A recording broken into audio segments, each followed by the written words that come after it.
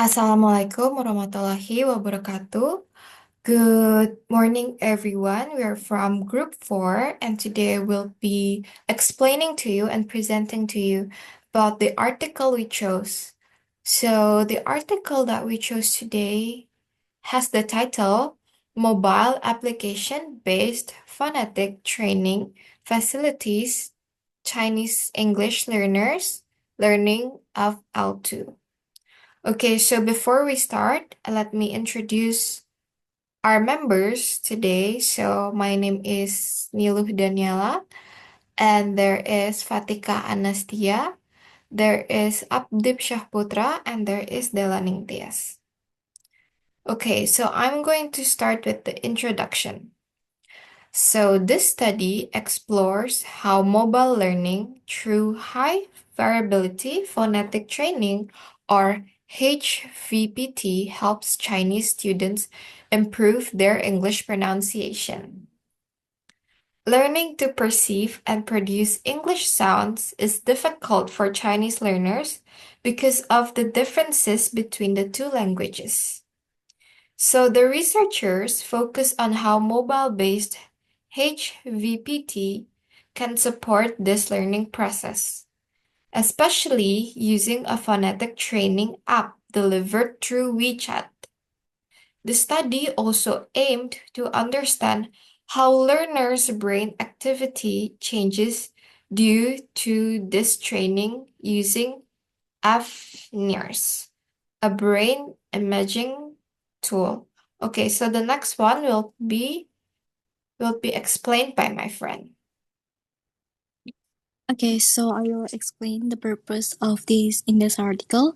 So the main purpose was to see whether phonetic training delivered via a mobile application could help Chinese English learners not only improve their perception of English sounds, but it is also transfer that learning to actual pronunciation. The researchers in this article also want to know how this training affects brain regions related to speech processing, especially when learners read unfamiliar English like pseudo words. And let's we jump to the method of this article.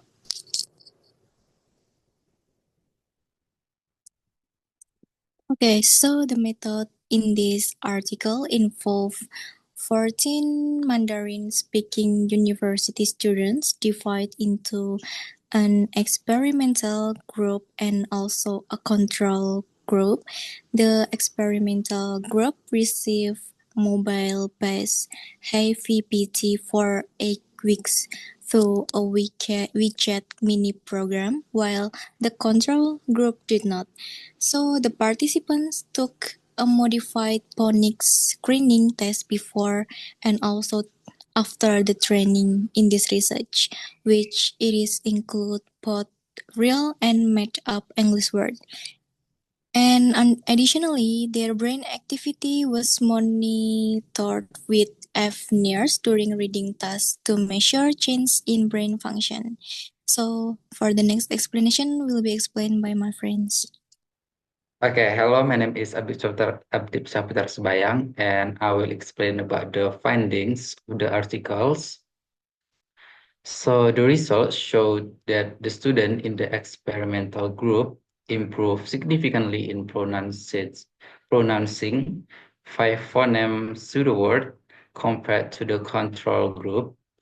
This means they became better at decoding new and difficult English word forms, but however, the improvement was not seen for shorter pseudo-word or real word.